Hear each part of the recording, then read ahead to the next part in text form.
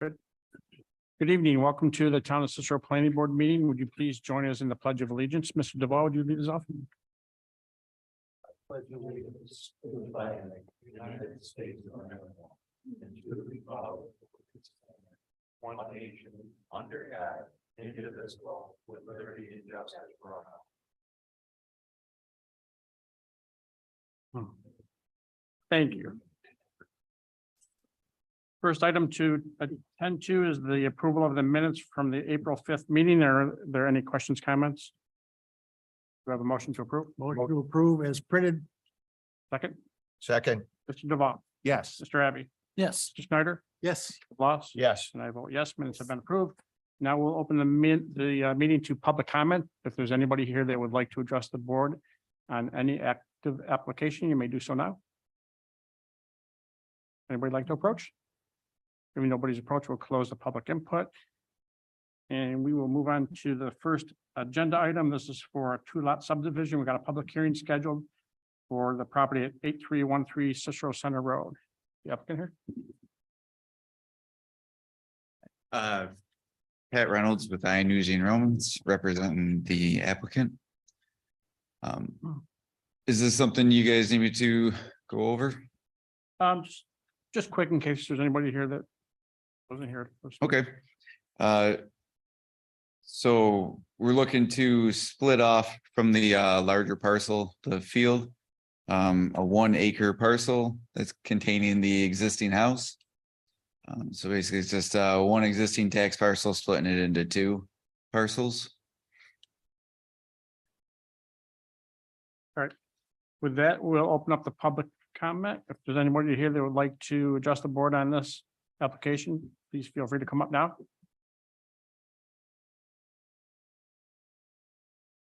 Nobody? And we'll close the public hearing. And any questions or comments from the board? Nope. Team, I'm good. I'll make a motion for our standard seeker. We have a second? Second. Mr. Duval, Yes. Mr. Abbott, Yes. Mr. Snyder. Yes. Mr. Bloss. Yes. And I vote yes for the seeker. Neil, would you propose a motion for approval, please? Yes, you're gonna move for the adoption of a resolution approving the application known as minor subdivision preliminary and final plan. Right, Wasnika, 8313 Cicero Center Road, 2 lots, lands of Wasnika. This approval is strictly conditioned on the following: 1, the applicant is hereby advised that pursuant to section 185(6) subdivision F of the code, that the applicant has 90 days from the approval to file the map. If the applicant misses the 90-day filing deadline, this approval will have expired. 2, the applicant is further notified that the chairman of the planning board may delay the signing of the final plan until the chairman verifies that the applicant has executed any necessary agreements for the town. So move. Do you have a second? Second. Mr. Duval, Yes. Mr. Abbey, Yes. Mr. Snyder, Yes. Mr. Bloss. Yes. And I vote yes. All set. Thank you. Move on to the next agenda item. This is for a proposed Royal Car Wash at 5647 Bear Road. It's a site plan review continuation. Good evening, gentlemen. Welcome back. Thank you. Good evening, members of the planning board. Ari Goldberg from the law firm of Barclay Damon for the applicant. Dave Cox, project engineer from Pastor Associates, is here tonight, as well as Anthony Daniele and Alex Benoit from the applicant. So we're back before you tonight seeking a seeker negative declaration and site plan approval for the proposed car wash at the corner of Brewerton and Bear Road. At the last meeting for this project back in March, there were a few main takeaways and comments from this board. First, it was to reduce the number of vacuums and provide details on the same, and that's been done. So originally there were 18 vacuums proposed. In the most recent site plan before you, there are now 9 vacuums, so we cut that number in half. We also provided a cut sheet containing vacuum details, and then submitted a photometric plan showing 0 foot candles at the property line, which includes any vacuum lights. Second, this board asked us to increase the amount of green space, and that's also been done. Increased by 682 feet, most of it coming from along Brewerton Road. Along North Main. Yeah, Brewerton. Meanwhile, outside of this board's comments, we also submitted revised civil plans and a revised comment letter to the town engineer, who then turned around his final comment letter. Most notably from that letter, the town engineer indicated that the project results in a decrease in overall impervious surface on the site from what's existing. The letter also noted that both DOTs involved with their respective roads have approved the site access. And then the letter also noted that sewer capacity exists to service the project. And applicant will also be offering an I&I offset, which will improve the overall sewer infrastructure in the area. So overall, the applicant truly does appreciate the back and forth, the discourse that occurred on this project resulted in revised site plans and comment letters. And I think overall, it's also resulted in a better project and better site design. The entire project team is here to answer any questions of the board, and we thank you for your time and consideration this evening. Thank you. I know you reached out to Copper Top and that was not successful, but I do appreciate your attempt. Thank you. With that, we'll open it to questions to the board. Mr. Duval. Yeah, can you explain the added green space? Yep. So right along here, by removing the vacuums, there was a sidewalk along here, 6 foot, 6.5 foot wide sidewalk. So that has been Excuse me, removed. One second. Yep. Do we have this for the board? Yeah, it's shown up there as well. Let me give you If the not- printer and you can, It's on color. Not in color, true. This if is. you're gonna print, I'd like you to print up there. I mean, point up, if you're gonna point, use the pointer. Oh. Yeah. Yep, David Cox and Cicero.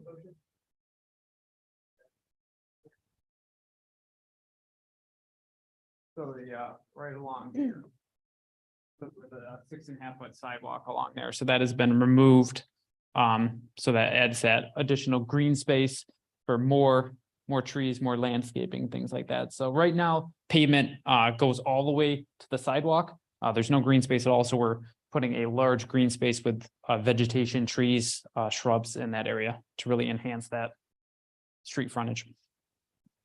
You're taking, the sidewalk that you're taking out? No. So the previous design had a sidewalk here. Yeah. And the last plan you saw with the last time we were here. Is there sidewalk along Route 11 now? Yes, yep, Yes. there's Okay. sidewalk. We're adding sidewalk along the whole entire frontage as requested previously. So what, did you move the sidewalk or No, we just go, the sidewalk, there was a sidewalk right along the parking an additional? and we just completely removed that. Yeah, so next to, behind the vacuums, typically there's a sidewalk where there's garbage cans, places to vacuum your mats. And since we removed the vacuums that are along Brewerton, we also removed the accompanying sidewalk. It's not really a sidewalk. It's more of a concrete pad where you put garbage cans and stuff on, which are now not necessary because there's no vacs there. That makes sense. Okay. I'm good for right now. Mr. Abbey? I noticed on the sheet here, you have proposed LED rope lighting on the vacuum frames. Is that something you've done in the past? Yes, and so I believe this came up in the last discussion. The car wash that's currently up on 31 has the same rope lighting underneath the vacuum booms. There was an issue initially because when we submitted that application, the details for that were not on the plan. And so therefore, we had to come back in for an update of that site plan approval for that purpose. So this board and the town engineer said, if you're going to use it, make sure you're putting it on the plan. And therefore, we also updated the photometrics to make sure that with that rope lighting, we weren't violating any lighting codes. In other words, the lighting isn't spilling onto adjacent properties or the road. And we submitted cut sheets showing the lighting for that. LEDs could be fairly bright. It's so if you've noticed the lights at the existing wash, there are two settings. There's a brighter one and a lower one. And so it is on the lower setting. And initially they were multicolored as well. So now they're just white so that it's not changing Opposed to colors Christmas. as opposed to Christmas. Yes. Photometric. Can you change the color for Christmas time? They can be programmed to do multicolor or just change to a single color, but we feel like white is kind of the classier way to go and not as distracting. So you ended up removing a whole bank of vacuums then. That's correct. That was a question. The other concern is coming out of the car wash, just how much room is for cars to back up to get onto Bear Road? Correct. So, some of the cars that leave the car wash will go straight out and make a right out on Bear. Some of the vehicles will then make a left and head towards the vacuums, which is a common practice. And then those cars can either go back towards Bear if that's their intent, or make the right out on Brewerton. To answer your question, there's room there for 3.5 cars at the exit of the wash if they were all making the right-hand turn. And as I said last time, if perchance there are 3 cars waiting, there are redundant safety features in the wash that prevent the conveyor from continuing to operate. So literally the wash will stop for a second until there's space at the end. So it's not like a cartoon where cars just keep smashing into each other into the roads. Thank you. You're welcome. Mr. Snyder. Have you had any complaints about the noise that the vacuum systems make? We really haven't. We had one situation in Buffalo where we were testing out new nozzles that are like very thin, and it would make a whistling noise. And that was annoying. And so we got rid of those and we don't use those. But otherwise, in this example, the noise from the vacuums will be less than the noise from the road. So obviously, if you're standing right next to them, you're going to hear the vacuums. But if you're actually standing at the sidewalk on Brewerton or Bear, the noise from the road is louder than the vacuums. And certainly if you're asking like across the street or at the restaurant, that's far enough away that they won't notice that the vacuums are running. Well, I went and got gas today at the station across the street from your 31. I was not sure with the noise that I heard was coming from the car wash or from the vacuum system. I know the horrible sound I heard slowed down when there was not a car coming out. So I kind of took that to mean it's probably the dryers are making all that noise. But I'm surprised, Steve, we had no comment from anybody that's in that little plaza there. I have not received a complaint, no. Well, they should have complained by now if they did, so. It is when their cars are getting dried. The Is loud that- noise. Yeah, okay. I guess I'm okay. I will probably vote yes for the project. But just like another project that we had a couple of months ago, I don't think that's the best situation. People are going to use it. They're going to get used to how they're going to use it. Like I've gotten used to how I use the one on 31. The thing I'm really happy about is we're going to clean up a corner that to me is kind of an entrance into Cicero, but it looks like crap. So I'm glad you're going with the landscaping and stuff. It'll really depend on whether Ashley thinks you've got enough trees in there as to whether that part will pass. Go Show the get 'em, public. Ashley. Yeah, so this is a picture of what's there now. Obviously, we don't have a picture of what's going to be there, but in color, it'll have significantly more green space along, especially Brewerton and even along Bear and frankly, adjacent to the Copper Top parking lot. Little more like that. Actually, the state may want you to keep those bollards, but you know. You could paint them every other on a different color or something. All set then? Yeah. Mr. Bloss, I'm all set. Mrs. Hogan. Yes, so thank you for adding more green space. I was one of the ones always pushing for that. So I appreciate that. I didn't get to see your picture though when you were showing that way. So if I could just see where that is exactly. And then do you know what you're planting yet? I believe it's specified on the landscaping plan, but I Oh, do okay. not know it I didn't off the see top it. of my head. That's okay. If you could just make sure that as many things are native as possible so that it actually stays this way.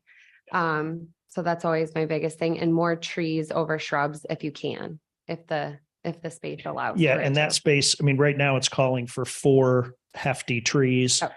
This is an example of a current wash, and we typically, if my guess is correct, we put Zelkovas. And the reason we do that is because they're hardy, they withstand the salt. They also tend to grow up Yeah, and not out and down, which is annoying for road maintenance, et cetera.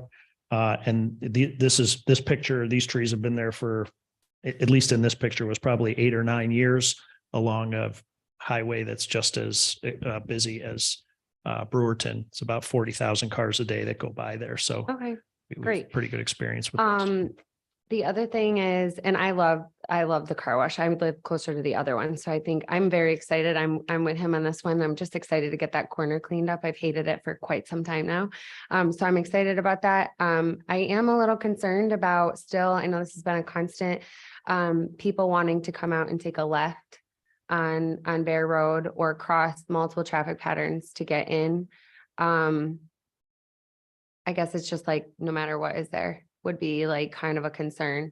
So I guess like, I just want to understand too, like if someone's going over and getting their car vacuumed, but not getting a car wash, can you just show me the path that they would take? So generally speaking, they're not allowed to do that, but People do it. But people do it. And Right. so they would come in through Brewerton. I don't know if you want me to point on that for the public. Probably best, yeah. You can do that. You can talk her on out. Okay, so folks would come in the right in only on Brewerton, and they could go right into vacuum spots. So you would Oh, come in okay. here, do vacuuming, and then you can exit one of two ways. You can either head towards Bear and make a right, or make a right out on Brewerton, because this is two-way right Mhm. here. Okay. Okay, I think that's it for me. No, thank you. You're welcome. Thank you for making the changes. That You're was- welcome. Thank you. So I agree that it's a difficult corner and the improvement is much better than what we have. I just want to talk about the vacuums again and the lights. As I mentioned, I'm not a big fan of the look of the vacuums, and that's why we got half of them here. Why the lights? So for two reasons. One, when people are parked there and they're vacuuming, especially in the winter months when it gets dark at like 5 o'clock, it's a safer environment. You've got people opening doors, cars coming in and out. So from a safety standpoint, it adds a little more direct lighting. Obviously, it wouldn't make sense to put, 5 or 6 light poles, even if they're lower with lights, because that looks annoying. The fact that we've reduced the number of vacuum booms and the lineup of vacuum booms, they'll all be in one line. They're separated from the road. Part of it is marketing. I mean, truth be told, whenever you have something lit up like that, it grabs the attention as you drive by. The building is set quite a bit back, relatively speaking, from Brewerton. So it kind of highlights the vacuums. One of the things, I believe the vacuums here are going to be black. Is that correct? Yes. And so that was one of the other comments that I think you made, Mr. Chairman, was that, the vacuums on 31 are like a powder blue color, which is okay. I guess it's anybody's opinion, but the black paint on them will also kind of have them lose themselves more into the landscaping as opposed to popping as they do when they're a powder blue color versus a black. They tie to the hours. And yes, of course, the lights go off at closing and, they go on at sunset. So they go off at 8. 8 or 9 PM, whatever. Yeah, 9 PM. It would seem to me that the lighting that you would need to vacuum could be done in a different form other than what's being done with the vacuums. And to draw that much attention to them, I'm not sure is the best move. Mark, have you got any input on that? Yeah, I agree. Your site lighting should take care of the lighting that's necessary to, operate the site. Again, my argument would be these are more of a marketing, and lighting or feature as opposed to something that's necessary for operation of the site. There was mention of the ones on Route 31. Again, those weren't shown on the details at that time, and they have supposed to have come in to ask for approval of those. That has not happened yet. to my knowledge. Steve, is that true? No, there was a discussion that was to happen, but it hasn't occurred yet. So, We'll make sure that's. so those really haven't been approved. I mean, they're operating with them and I know they're aware of it. They've mentioned that. So, it's up to the board as to whether they feel it's something that's appropriate to have, as part of the site plan. Yeah, and if I could make another point, from a safety standpoint, when you're dealing with site lighting, you're dealing with, you don't really take into account shadows. And so when somebody's vacuuming, their car is off, their door is open, and you're between vehicles, the site lighting, I'm not saying it's pitch black dark, obviously it won't be. But when you're vacuuming and you're trying to see what you're doing, it does help to have that light that's a little bit lower and it's shining between the vehicles that are parked. It definitely makes for a better experience when you're trying to see what you're vacuuming during those nighttime hours. So I agree that they don't need to be multicolored. They don't need to be super bright. But I do think there is a practical purpose for them being there for vacuuming.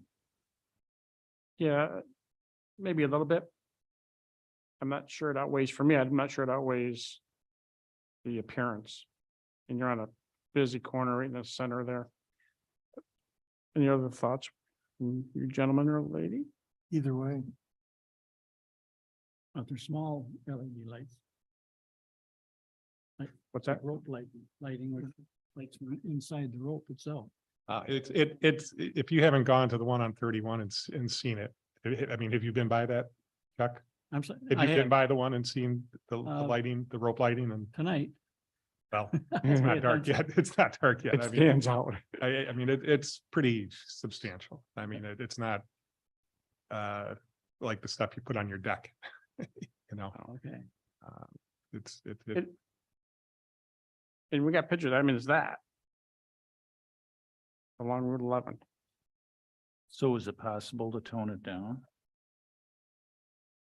Yeah, I mean, we would be willing to, work with the town if, because it's easy for me to say they're going to be toned down, but at some point you're either approving them with them or without, and I've sat in your seat. So, I don't know if there's a way for us to say they're not going to be that bright and then we put one on and check it out. I mean, it's kind of a gray area. I understand. it comes in force, like you said. Right. You know what Yeah, I do. So and you may be well intentioned, but you're not there necessarily operating it. yeah, understood. Yeah. So If we made the rope ladder, the lights as long as it is now, but half as many bulbs, would that kind of help, Mark? If it's 6 foot long, it'd still be 6 foot long, but half as many luminaires that are there. I mean, if that was available, that might be something that would help, but I don't know what kind of options you have. yeah, I know there are options. So the ones that are installed, there's definitely they're the brighter version, but they can be, you can Yeah, program them to be it- less bright. You could buy them so that they're just, Yeah. they don't have as many bulbs. And so you don't have the option to crank it up, which is, And definitely appreciate what you have done at the Yeah. Route 31, because again, initially they were very bright and they were multicolored and right. So it- it's it- toned down. it does look better than it did. But again, you don't have really have the approval. Yeah, right. Understood. Yeah. Yeah. Let it be as long. I mean, I'm sure the vendor will make them any way you want them. I mean, maybe, I mean, could you condition that on something, that part of it? And that way, it's a condition. And if it's abused, then the enforcement has again, My attorney has an answer. yeah. Can we condition? We don't like doing conditions, do we? You could do a condition, not overly bright, not oscillating, not, splashing. Subjective. Those conditions, not more like colored, but the bright thing would be a little bit difficult to enforce. I mean, if you're talking about enforcement, it's because you would be either A, no lights on the vacuums, or B, you would put the conditions in and hope that it's, a guideline, but it would be very difficult to enforce. I mean, like I know on parking lot lights, our spec is a 300 watt or 150 watt bulb. So if I put a 300 watt bulb, I'm in violation of my approval. I don't, off the top of my head, unfortunately, I don't know the wattage because it's LED and I wouldn't know.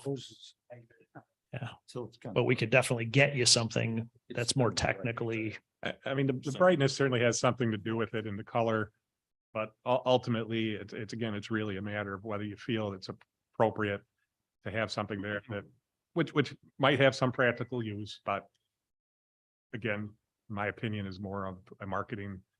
That In the area back, is still lit up, thing, right? you know. Even without those? Yeah, so the Area is parking still lit lot up. will have, the lights, but they're on the poles and they're a little higher. So Like when the you're in parking between lighting. vehicles, Hmm. it's not as bright. Again, it's not dark, but it's not as bright. The Right. color of the hoses. These will be black. Thank you, Alex. Yeah, that helps get rid of the circus look of that item there. Those are yellow or something and the lights reflecting on it. It looks pretty hokey. What if it was on every other vacuum? That's doable. I mean, it doesn't help the shadow thing, but it's a compromise. Cars have dome lights. They do have dome lights.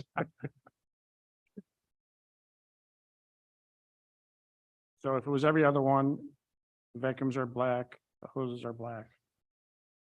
And they're toned down. I can live with that.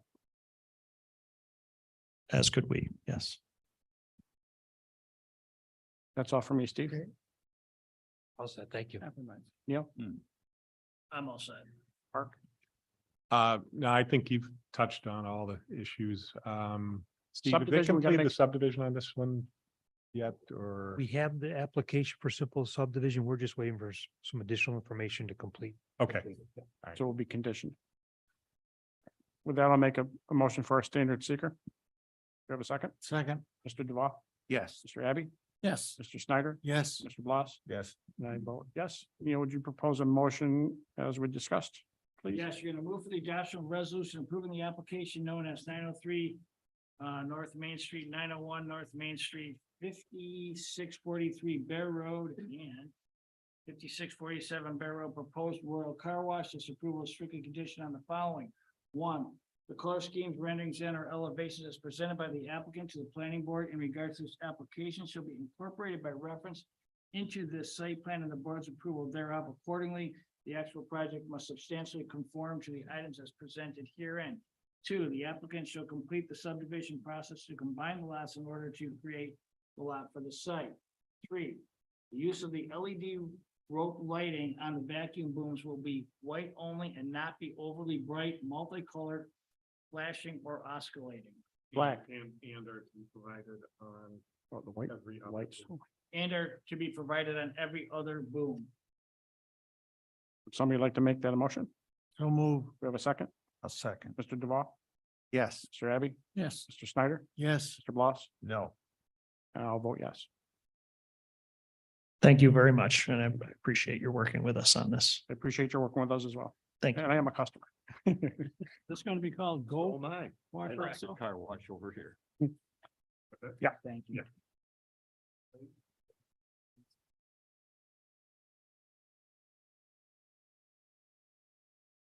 The next agenda item is a site plan review. This is a proposed used automotive retail store at 7687 7785 Frontage Road. It's a CarMax Auto.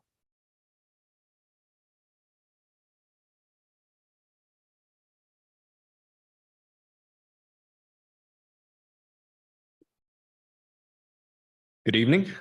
My name is John Thatcher. I am with CenterPoint Integrated Solutions. We are a development consultant for CarMax. Got with me tonight, Steve Hudak from the CarMax design and development team, as well as our local civil engineer, Eric Kenna.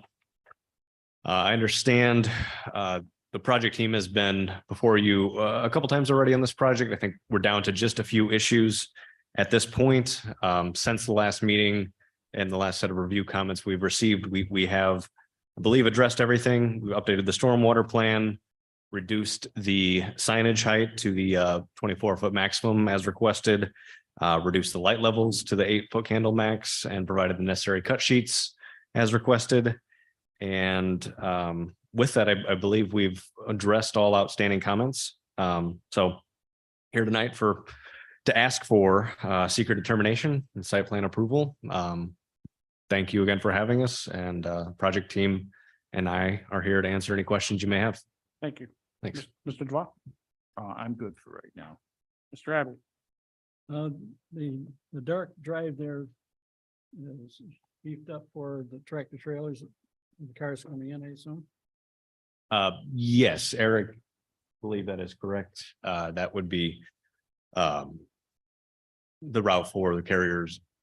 Yeah, this is Eric Canal with CNS Engineers. Yeah, that's the heavier traffic, and it's also, we're highlighting the pass through there into the plazas. We're gonna have that easement dedicated, so it's shared, so the traffic can come in and out of the plaza.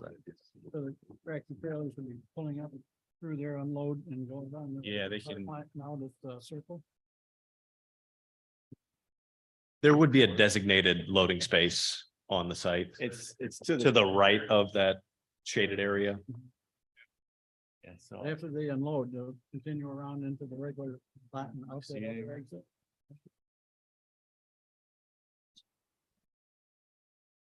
yeah, I can see it on my hand. There it is. So that they can pull over here and unload. This lane right here, where that line is, that's to park the truck and be able to unload without interfering with the ability to get in and out of these parking spots. So it can come through here and unload right here. Tractor trailer would pull up and set here, and these cars can still get in and out. They wouldn't be going into the existing parking. No. The plan for the tractor trailers is to loop out here on our new entrance here. Yep. Thank you. all set, All set. Mr. Snyder, I'm good. Mr. Bloss. The traffic pattern for the semis, when they come in, I understand where you say they're gonna unload. That's not gonna create an issue. And I noticed when I looked at the print, it comes over down in the dark colored spot. And then they would exit out onto frontage road? Well, yeah, so they can come out and loop right here. They can run this loop, and we've run, I think in the set, we have a truck plan. So we show the trucks being able to loop right through here without any problem. So they'll come out and they can go this way, or they could go that way, depending on where they're heading. You know, if they're going north or south up 481, I do depend on which way they head out. Since that, the access to the existing parking lot, since it's moved southward there. As long as they don't park their semis we in didn't that dark change- I don't- colored, I don't think it because changed. it would block. You'd only, the people using the mall portion of that, they would only have, an entrance and an exit on frontage road farther down towards South Bay. Yeah, it won't extend into here. The truck would sit right here. So this would still be fully open, and this exit would be open for them as well. Yeah, well, it's on here. That's what I used today when I was looking at that, so that you come in and unload here, then you would proceed to go this way or this way. Right, yeah, the plan is that the truck can sit on this whole length of this curb and not block this pass through. Right. Yeah, I was concerned that you would unload, because this is heavy asphalt. I figured that's where you're gonna park the semis to unload. Yeah, I think that's more to designate the cross access. This area right here Yes, is the designated. yeah, that's, I noticed that on that print when I was reading it today. The other question I got is, there's, I know some people in that mall, and there's some snow issues in the wintertime. What are you gonna do about snow in here? I think we talked about this once before. Yeah, originally we were gonna leave some land here for it, but I don't think Mark loved that idea of having it right there up against there. I mean, to me, I think right now they push most of it over here. A lot of it goes over to the right around the end of Get Air. And then the other spot, they just kind of pick a spot in their lot and pile it up. Right, and they take away some parking spots here. They have more than enough parking spots. We ran a parking calc for the number of spots that are left there now against what should be required based on the square footage and the uses in plaza. So one of the concerns is, if you look at the businesses that are gonna be affected by this, there's a couple, 3 businesses where they have a lot of small children. And if you go there on the weekends, there's a lot heavier traffic to the businesses along there. My concern is a kid running out, and when I counted up, I might be off a couple, but 177 spaces were taken off. Right, we have a calculation on the front page. So if I can find it here. So yeah, we're leaving 389 spaces, And we did the square footage and the uses of all the, even the empty spaces in the plaza, we considered, even if there's nothing in there right now, we considered it a retail space and took the square footage, priced the square footage and did a calc. And the required is 360 and they're being left with 389. So they actually have 30, if the place was ever full and all the storefronts were full, they actually have 30 more than they would need for those uses based on square footage. Right now. I'm all set. Mrs. Hogan. So, I'm just trying to understand this because I know this is my concern, last time. Does this really just leave the one entrance and exit for the rest of the businesses? No, there's gonna be a cross access easement. where- So that, oh, okay, so The you plaza can't would get be- through this. I yes. guess I was just confused because Yep. you can see the landscaping and stuff, so you can get through this. Right, so If you're like going to one of the other businesses, you can Right. come through that. and they're Okay. gonna provide an easement for the plaza Okay. owner that, puts on paper, they have the right and their customers have the right Great. to access through here. Sorry that I needed further No, that's fine. clarification. I was No, trying to that's fine. understand the pictures. Okay. The other thing was, is the lighting, because this is a fence, right? Did you say that is this all fencing? This is wall, Yeah, this is all wall. This is, like an ornamental fence, I think, right, and then Yes. there's guardrail there on the inside, obviously for the vehicles, yes. okay, And then there's landscaping out here too, which you can't see on this plan. okay. So there's landscaping on the outside of the fence. Mm-hmm. And then the lighting is where Oh, boy, you're gonna have to. for that part of it? You're gonna have to zoom in. They're in there, right there. I think that's a light pole right Okay. there. I think these are the light poles, but it's hard for me to see because I can't see as well as I used to. be able to. Yeah, there they are. You can kind of see them in there. Right. These are the light poles here, and then there's light poles right up just off the screen, right there. Those are light poles also. And we ran the lighting plan, and Mark had said 8-foot candles. They have it down. There is the max is under 8-foot candles on the entire site. And we also, we went and we've talked with Mark a little bit. When we take our piece of the old plaza away, 3 light poles are coming out. But- That was my concern. That's but- why I'm asking about Yeah, this. So what happens is we're taking out 3 light poles off the end of these rows, but essentially we're taking off the parking spots that they lit up. So where you're left now, these are the light poles that are left. So basically the light poles are right back out to the end of the row when we're done. Okay, The parking spots that are remaining. okay. And then as far as what's being planted, did it list exactly what's gonna be? There is a table in there and Okay, the species and counts and. I thought maybe I'm just looking at the wrong one. It just says proposed trees. It doesn't. You say go what- to C-107, Yes. there's a full table. Up top. Oh, on the top left. Yep. Okay. Mhm. Okay, We put the bigger trees where we could and then Yeah. go around the front of the display lot. We Yep. try to keep a little lower growth to hide the guardrail, but still make the vehicles visible from Circle Drive, which is sure. obviously the. Yeah, I intent. remember that being my request last time. Yep. Okay, thank you. Thank you. I'm all set. This is another one we've worked together and Yep. made some nice adjustments and it's coming out well. I'm happy with the lighting too. We had some discussion on that. Steve, and I think Paul, the nurses here from the fire department might have something or comments to make. how would you like to address the board? Please come on up.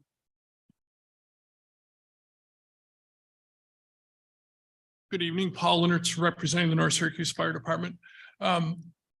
They provided a turning fire apparatus access. And when I blow it up, it looks like as the fire apparatus was going to turn and stop at the fire hydrant that's in the original driveway, they'll have to hit the curb with the back tires. And then as they're coming out onto, as you're going to come back out onto the road, the front tires will hit the curb as they're exiting. So it doesn't, Mark, do you have that sheet?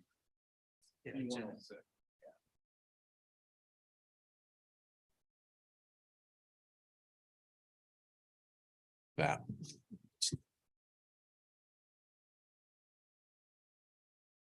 That's the tractor trailer one, I believe. No. Okay. So if I'm reading it right, their depiction is that the rear tires will hit the curbing on the left hand, on the right hand side as they're coming in, and the front tires will hit the curbing on the right-hand side as they're coming out. And slalom turns are good for skiing, but not good for fire trucks. No, My guy ran it. Mine might be right there, but I don't see us going. yeah, I saw it close, but not over. I don't see it. I'm no expert. I'm just looking. No, I- Good question. Part of it We too is definitely- like this line thickness too, right? Like this, Uh-huh. you're looking at the scale. So are you saying? Give me a second. There we go. I'm just trying to think. So you're saying like right here, No, on the other side. over here? Yeah, the front wheel line hits the curb at I least as, Yeah, I think my guy ran them as tight as he can run them to make sure, right? I think it doesn't hit it. I think it goes right down the side of it. It's hard to see in the drawing, but he ran the model specifically to make sure we could get the truck through without hitting. So based on the model, it should not hit. It should go right down through, and he's trying to swing it as wide as he can. But they should not actually be hitting. If they hit, he would have adjusted it. They should be able to get through. Oh, the hydrant's right there on the right side of the dark driveway. That the hydrant should be right there on the right side of the Yep. darker driveway. Yeah. Yep, yeah, right yeah, there. okay.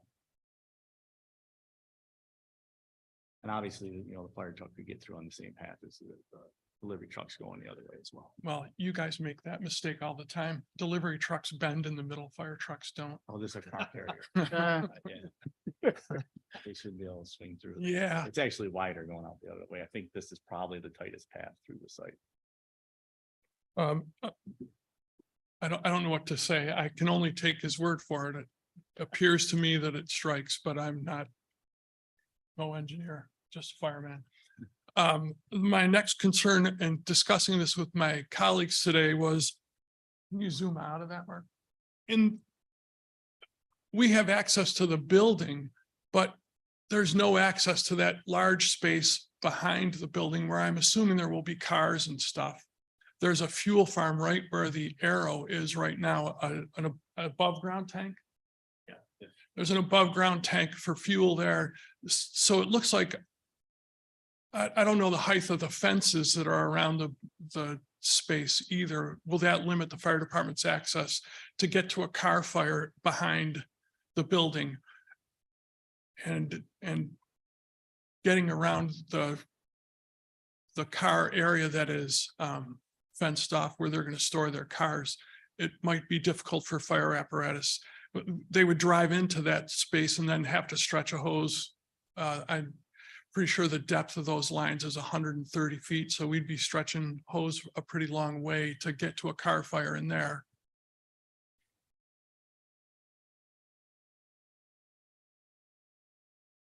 And I don't know if Right now, we would not be able to get back to the cars. And the only way I can see is if we were to come through here. That's pretty tight. I don't know if it's possible to provide some sort of gate. I don't know how. If a gate could be provided or something in here. Perhaps, I don't know. if it's just guardrail, we can step over guardrail, but guardrail and snow and snow pile as they're clearing That's a snow. wall around the back. What he's saying is they could provide potentially provide a gate. Over here.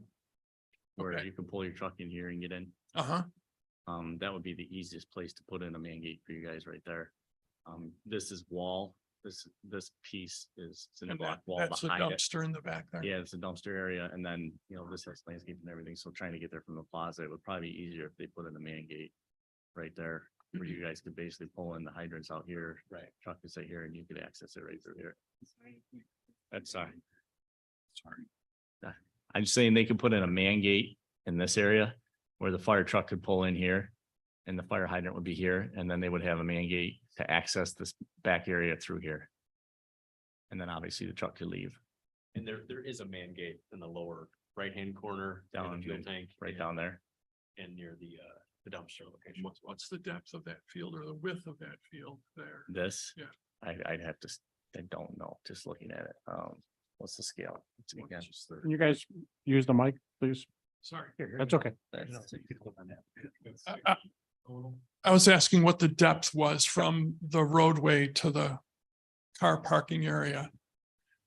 In that area right there. Because again, that's a long stretch. I don't know that it's possible to make it, excuse me, make a gate that's capable of allowing fire apparatus to turn in there, or if that's too big a. Well, no, I don't think that, I think that like there's already a man gate right here that accesses this area. Right. And there's another one down here, and we could add a bigger, a man gate here. I don't think the intent would be to be able to bring a truck in. I think the intent would be able to park the truck here and access with a hose to this area. Then, Well, hooked up to what's the that width? This is probably 120 feet or so. Right, that's 60 scale right there on the bottom of the scale. The scale is 1 to 30. Right. I'm saying, Maybe 180. probably between 120, 180 feet from there to there.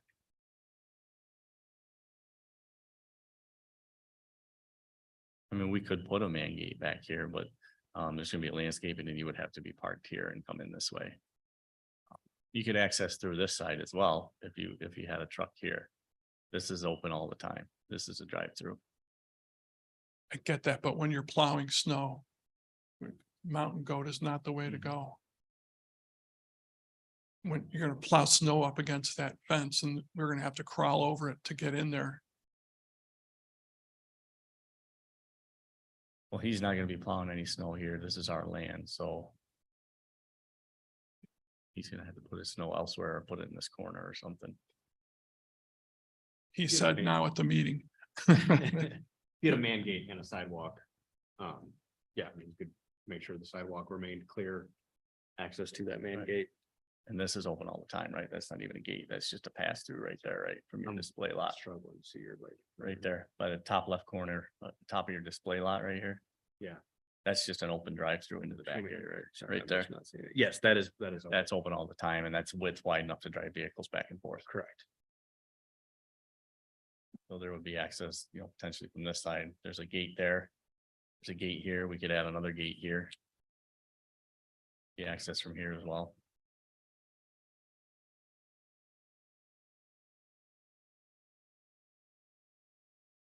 I don't know that the building code or any of the other codes that we discuss normally would address an open field, if you will, like this, but it was raised as a concern today.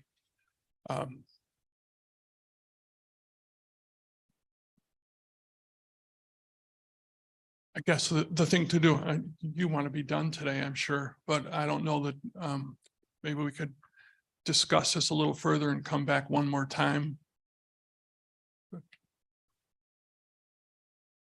Let the applicant go ahead. That's.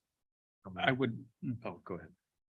So I'm Steve Hudak, 12,800 Tuckahoe Creek Parkway, Richmond, Virginia. What is it you'd prefer? I mean, you're the fire department. We'll give you whatever you want. Oh, I think we'd prefer a vehicle access on the road that you're proposing to build. So on this plan, the one that's shaded, Yes, your preference would be to bring a truck in there, yes. okay? As opposed to a truck here that loops around and come back out. Well, the fire hydrant is here, I got so you. going all the way around doesn't help. Is a man gate enough? Given the relatively small size of the site, to be able to run a hose back through there, is that sufficient? I've asked you twice, what's this depth? And you haven't answered. Scale it for you. Yeah. At 120 to 180 feet, Okay, trying to scale it up here. So if we gave you a gate out here, If we're gonna do. how do you get your truck back out? Loop it through the site and back out the other way? or you just do a 3-point turn there and You can back it back out into here. If we lined up the vehicle gate with this drive, then they could back it back into here potentially to use this area basically to turn it around. correct. Kind of line it up with. We lined up a gate with this. And that would allow them some ability to kind of back in and out through this area. If their truck turned around. depending on what that back lot is laid out and what's in there is gonna, will affect him and getting what. We'd have to stripe him a lane so that we don't park wherever the fire truck goes. Right, and that's definitely doable. So it's 180 foot to that point. And And another, you were wondering Yeah. to go all the way. Okay, so we would be at around 250 feet. 215. Neil? Yeah. Given the things that they're discussing right now, is this something we would condition on, or do we need them to come back? It seems like It's up to defining condition. it is. Insufficient, Seems like it needs to be part of the plans. specific enough to allow the fire department to actually opine on whether or not it's good enough for them to put in the work. Right now, all you know is that they're opining that they need something to do. Fire department.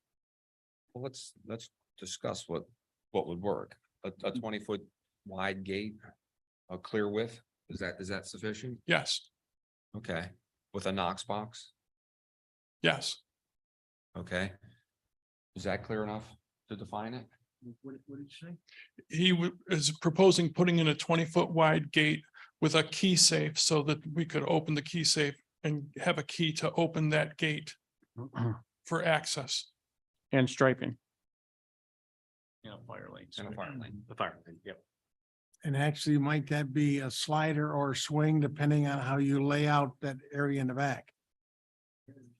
So our standard is embassy style arm gate. So I suspect that's what we would install here. That's what the other gate is that we're showing on there. It's an arm gate.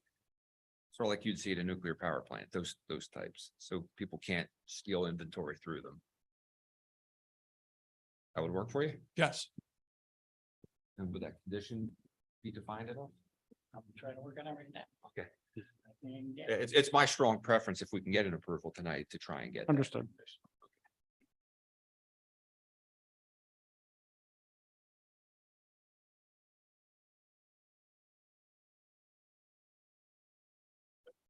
Thank you, Paul. Thanks. Steve, did you have anything else? No, thank you. Mark, Neil, Mark, did you have anything else? Neil's working. Yeah, I know. I didn't. Did you have? So I think there's a number of things related to the subdivision for the site that need to be completed, mainly related to easements. So and the creation of lot. So I'd recommend you just condition this on, ultimately the approval of the subdivision needs to be completed. I understand there's an application in, but or pending, but Steve, right, haven't been able to get the applicant. We have not right, or received the- the application Yeah. as of yet. Right, that'll be coming So- separately. but, That is not before you tonight. So we'll condition on that. it needs to be conditioned out, yeah, because there's a lot of work there that needs to be in there.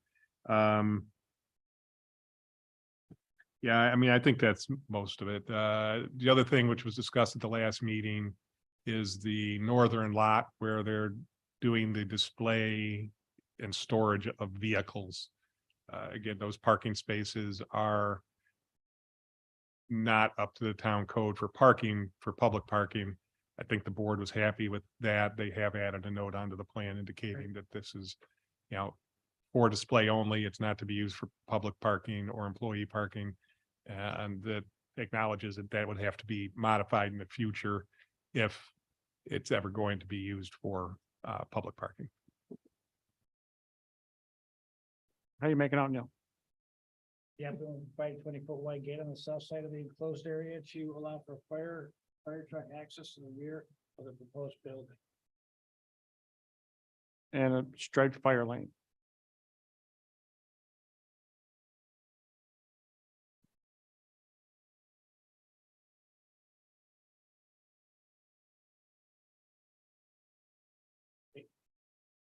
Read the first part again.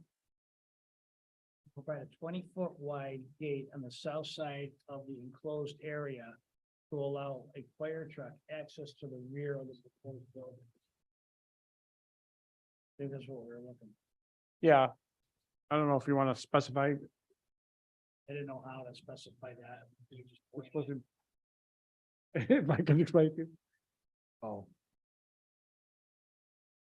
Any ideas? I don't know how you do it. It's like Neil said, that's why it's hard to do conditions like this. I understand that. Across from the drive Here's what we might do. in the center of it. Do you have copy of that and you can write on and show approximately where, say as depicted approximately, yeah, write it out on. Yeah, I'll have the engineer draw, it, but yeah. Just do it and then we'll have it as an exhibit. right here. We're gonna line it up with this right here, right? I'm glad you're here. Make sure that we do it right.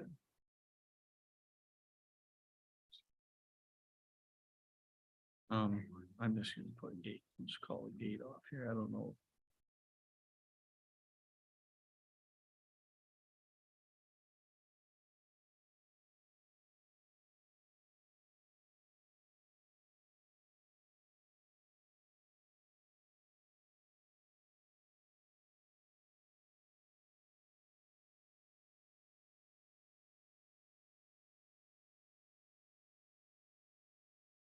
That's what we say, 20-foot line. Yes, 20 foot wide.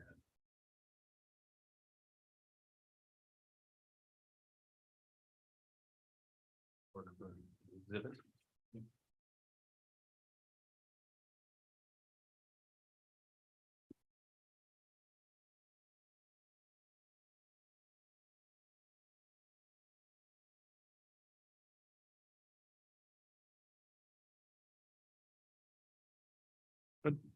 And so I'll make a motion for our standard seeker. Do we have a second? Second. Mr. Duval, Yes. Mr. Abbey, Yes. Mr. Snyder, Yes. Mr. Bloss. Yes. I vote yes. Neil, would you make the proposed motion for approval, Yes. please? You're gonna move the adoption of a resolution approving the application known as 903 North Main Street, 90. Next one down. That's it. We did that. Next one down. Next one down.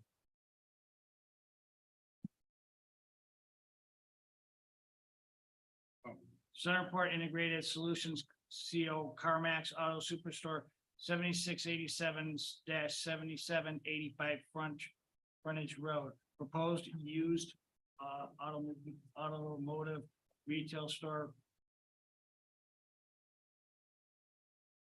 This approval is strictly conditioned on the following: one, the color schemes, renderings, and or elevations presented by the applicant to the planning board in regards to this application shall be incorporated by reference into the site plan and the board's approval thereof. Accordingly, the actual project must substantially conform to the items as presented herein. Two, this approval is strictly contingent on a subdivision to create the proposed lot for the site. Subdivision must include acceptable cross-access easement to provide access throughout the site. And the applicant will be required to provide any necessary easements upon the subdivision. Three, the applicant will provide a 20-foot wide gate on the south side of the enclosed area to allow fire truck access to the rear of the proposed building. This will include striped fire lanes. The area of the gate is shown on an exhibit provided to the planning board clerk. The applicant will provide a revised plan at a later date. And I have given the exhibit to the planning board clerk. Thank you, Neil. Would somebody like to make that a motion? So move. Do we have a second? Second. Mr. Duval, No. Mr. Abbey, Yes. Mr. Snyder, Yes. Mr. Bloss. No. I vote yes. You pass. Good luck with it. Next two items are for the same project as for a set of public hearing for a subdivision and a sketch plan review for a proposed construction yard for the property at 6054 East Taft Road. Good evening, Pat Reynolds with I Newsy and Romans Land Surveying, representing the applicant in this project. To start out with the site plan, This will be on proposed lot 2 of the subdivision. It is 3.1 acres. We're proposing a 6,700 square foot pole barn style building to be used for the site work business. The building will house offices and storage in the building. To be right out and open with this, after I submitted the project, it came to light that no initial site plan was done for the project. Currently, right now, he's operating on the site. He's the majority of the gravel that you're seeing there is already on the ground. So with that information, I know now he's got an engineer. They're currently in the process of completing the SWIP. And with that, some of the comments that came up from the fire department are going to be addressed during that time. So I understand this is not a complete site plan. I'm hoping what I can get out of this tonight is some comments, some things that we can take back, and hopefully when a revised plan comes in, we'll just be that much closer to a completed project. Are you, oh, I'm sorry, you still going? Oh, go ahead. Can you tell us what happens at the site? Yep, so essentially, it's going to be just staging of their equipment. Being a site contractor, all their work is done off-site. There will be storage of machinery here. I have been told there's not going to be any repairing going on in the shop. It is just going to be storage, offices. They will from time to time have clients come to meet here, but the majority of the business meeting with clients is done on the future project sites. As far as any employees, he's looking at majority, or you're looking at 2 to 3 employees maybe on site at any given time. The owner of the company is going to be the only one that's there full time.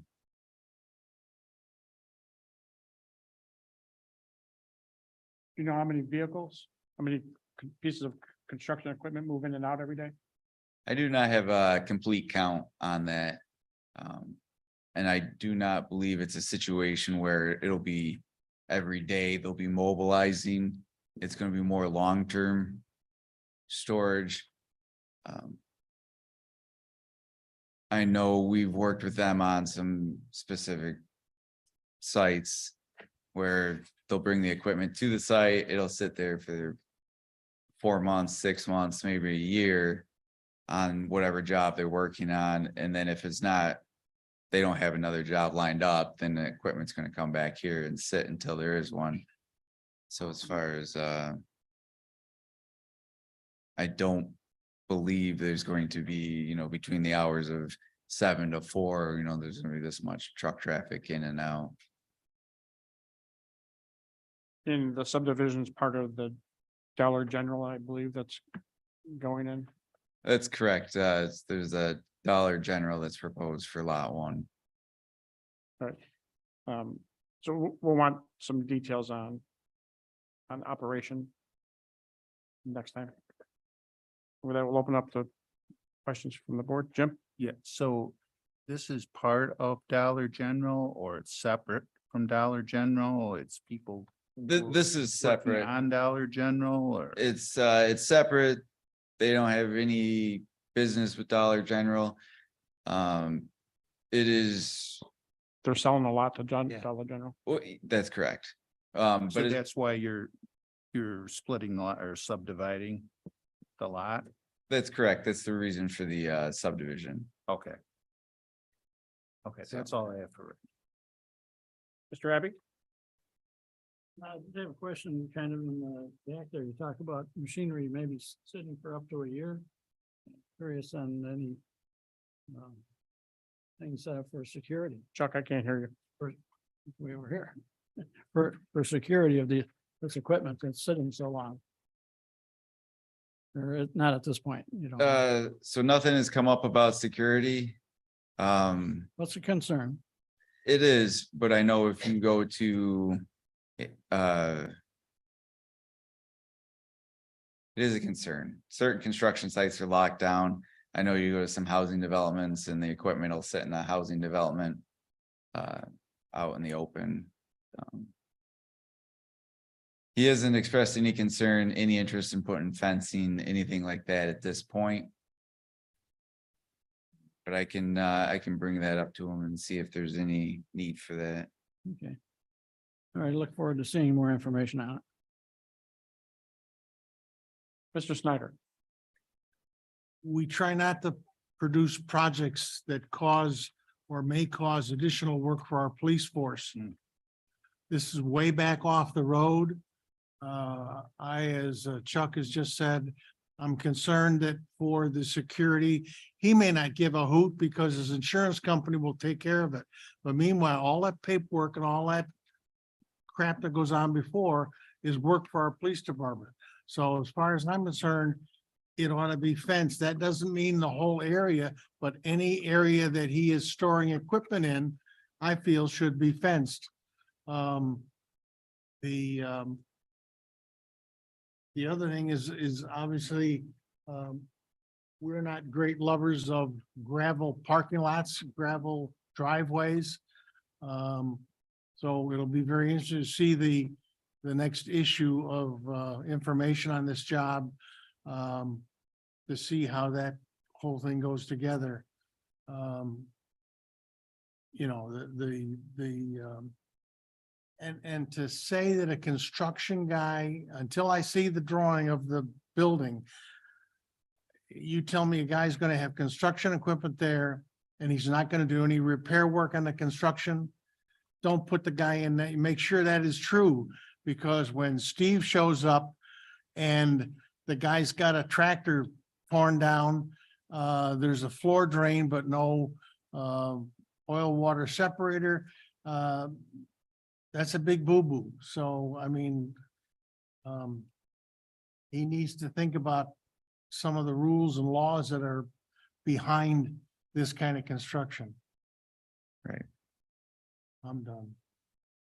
Mr. Bloss. Currently, how much equipment do they have stored? I know I visited this site drive-by and they're already using it to store equipment, correct? Yeah, I don't have a count on equipment currently stored there. Gonna get that for us. Okay. And the Dollar General, how many feet back from Taft Road is that gonna be? So our company's not working on the Dollar General site plan. I haven't seen. That's a separate parcel. It's Oh, over okay, here. that's going in the other part. Okay. I'm This all is just set. for a building back here. Yep. Mrs. Hogan. Yeah, so my concern is just the safety of it, especially because I know that you're not working on the Dollar General, but because it is a Dollar General, they're expecting a lot of walking families to be using that facility. He specifically mentioned that. So it's a huge concern for me in terms of having this right next to it and no safety focus. So I don't know, you know, I know that they've already mentioned the fence or what have you, but it needs to be taken into consideration because that lot is being sold out, that the safety is even more of a concern because it's being sold out. So that does make that like his problem, more of his problem. Are you gonna, I know that you're getting us like a count of what equipment's gonna be there. Are you gonna get us more detailed as to what types too? Sorry if I missed that. Yeah, so Okay. I'll include what's being stored there, how much he's currently storing. If there's any anticipation to grow and Okay. increase that amount. Okay, that's it for now. Thank you. Thank you. You know, when I first saw this and I saw the Dollar General, you know, we're getting all these road cuts on Taft Road, I was thinking maybe a shared driveway. I mentioned to Mark, I know you thought you were gonna, think you're gonna look at that. But did you? I don't think. The house is in the way. Yeah. I didn't realize that at first. But I feel strongly about the gravel driveway as well, especially with heavy equipment coming in and out. You know, we got a situation over on Northern Boulevard that gets kind of dirty and rocky, and I don't want that on Taft Road. So we're gonna want something in place to make sure that doesn't happen. I'll leave that your good judgment. As far as payment or, or vehicle washing, that kind of thing, if needed, depending on the operation. Okay. So just throw that out there for now. Steve? With the new building in the office space intended to be in that new building, what's the intended use for the houses on the property now?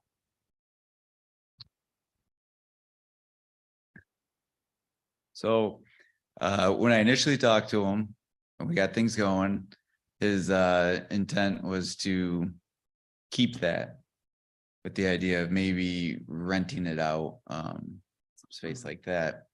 Now with the talk of getting the SWIP done, things like that, there's some talk about just taking the house down. Currently, it's being used as the offices, and once the pole barn's built, it's not going to need that office space anymore. So that kind of falls into the, unfortunately, I don't have an answer for you tonight. I will find out and get that, You're probably gonna want to find out. I mean, the residences, I think long since abandoned that uses it, since they use it as an office and residential use is not permitted use in a general commercial plus district. So she should figure out what she's gonna do with the house. yeah, so I don't think, as far as renting it as a residential use, possibly as some sort of office, but as I said, now it seems like, that might be switching away. And then there was some information shared with the applicant already, but Paul's here. I'll let him speak for himself regarding some fire code issues and fire protection, water supply and access, et cetera. Paul, why don't you come on up? You're busy tonight. Yes, that's okay. The fire department is also concerned with the gravel road, and the length of that road is approximately 500 feet, which technically it becomes a dead end road and is required to have a turnaround. So the gravel space behind the pole barn, our whole concept is that a fire apparatus access road has to be capable of supporting 75,000 pounds. So that would mean that that parking space in the back would have to support that same 75,000 pounds. So we could turn a fire truck around back there if it was necessary, because nobody wants to back out 500 feet. That's our first concern. Our second concern is the proposed building is 6,700 square feet. And I'm assuming that it is going to be a wooden pole barn, which requires 2,250 gallons a minute for fire flow to extinguish a fire in that building. The fire code requires that there be a hydrant within 400 feet of the complete exterior of the building that they're proposing.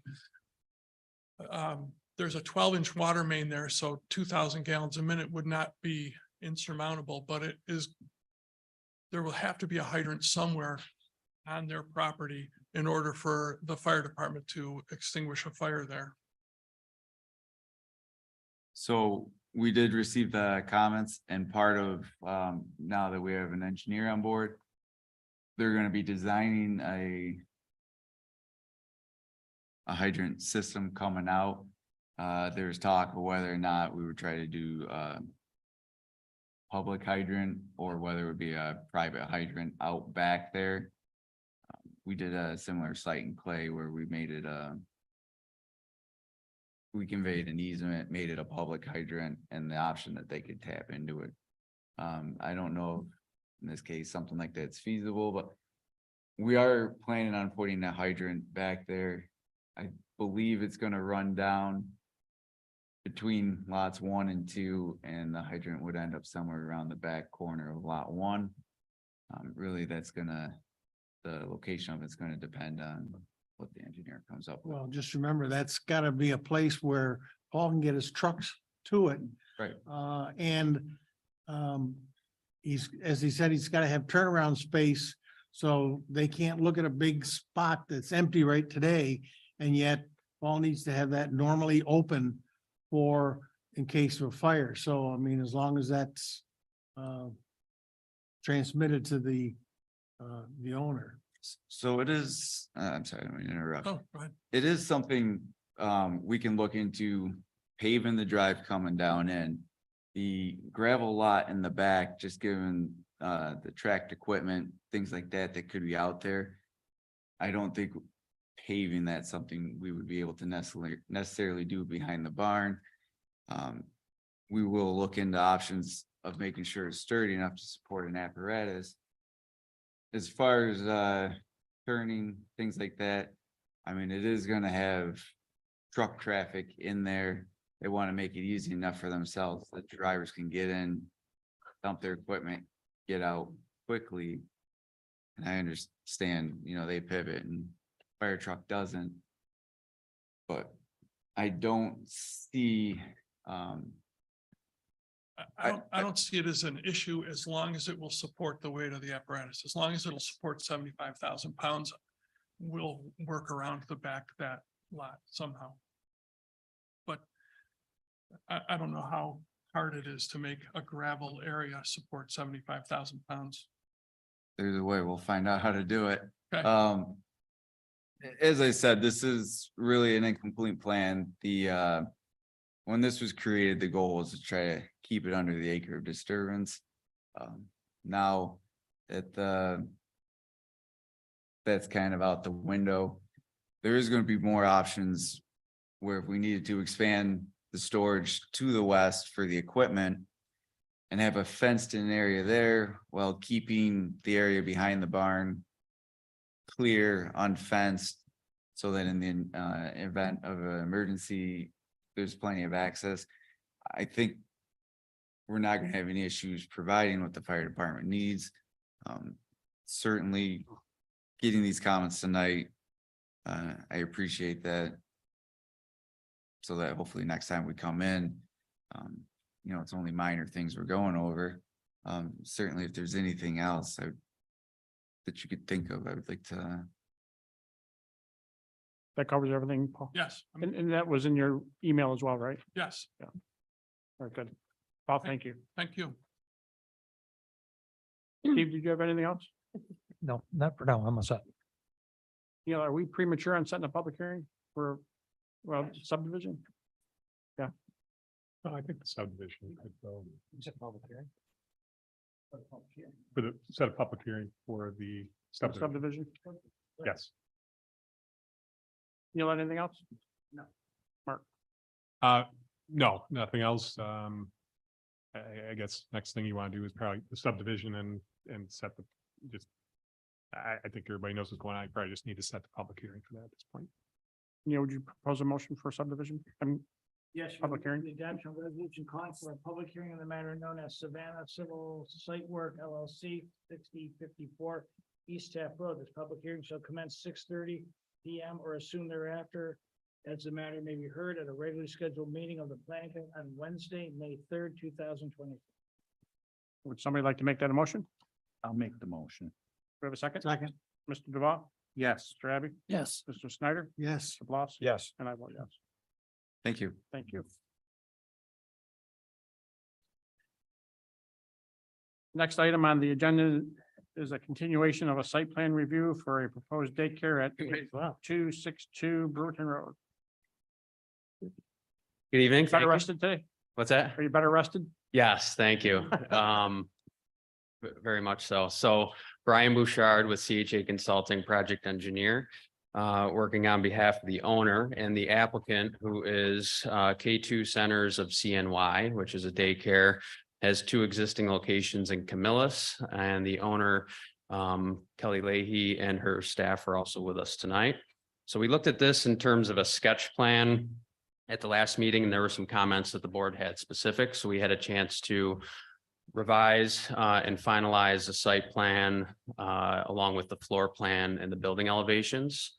So just an overview, this is 8262 Brewerton Road. It's a few doors down here from Town Hall.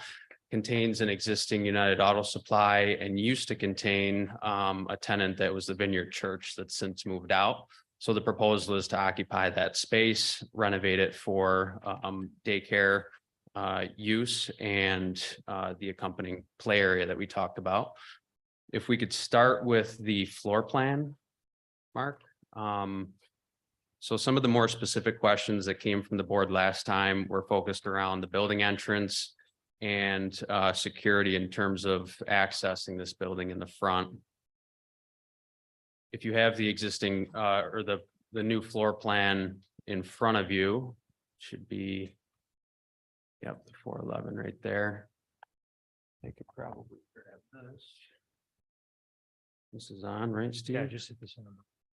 So the floor plan's been revised to include an entry vestibule in the front. So the parking area is off the left-hand side of the page. So there'll be a set of doors that protect the building exterior. And then there's an entry vestibule that'll have a second set of doors so that that area remains secure. The parents can come in through those doors and will be buzzed in through the vestibule door. So there's always a secure area to enter and exit from. And there'll also be security cameras placed on the exterior and within the vestibule. And then second would be keypadded access for people like the employees. The other thing that we talked about was the play area, which we've revised to be out back. There was questions and it just wasn't clear on the plan. There is an existing egress door for emergencies, but that door remains locked for emergencies only. So the classroom space is all discharged to this center corridor, and there's a hallway that leads to the existing man door that's in the rear. So you would be able to leave in the case of an emergency, and the fenced-in play area would be directly behind the building. There's currently an overhead door that was used for deliveries in the past, and that door will be taken out and infilled with a glass storefront so that the play area is also still visible from the interior. And then if you could flip back to the site plan, that'll show us where the existing building is. Obviously, there's very little site improvements because the whole parking field exists, but this is that area in the back that used to be more of a delivery and service area. That'll be repurposed for a mulched play area with a perimeter fence around it and still maintaining free egress from the building. So the fenced in area is sort of outboard of that so that there's no issues with egress from the building and code requirements for that fenced in area. We also submitted so in addition on the site plan, Mark did have some comments specific to calculation of parking. Obviously, there's plenty of parking. It's a slightly less use than what you could have imagined for the church, but there's plenty of parking for both the existing United Auto Supply that we've calculated, along with the employees on site, and then keeping the front area free for parent pickup and drop offs.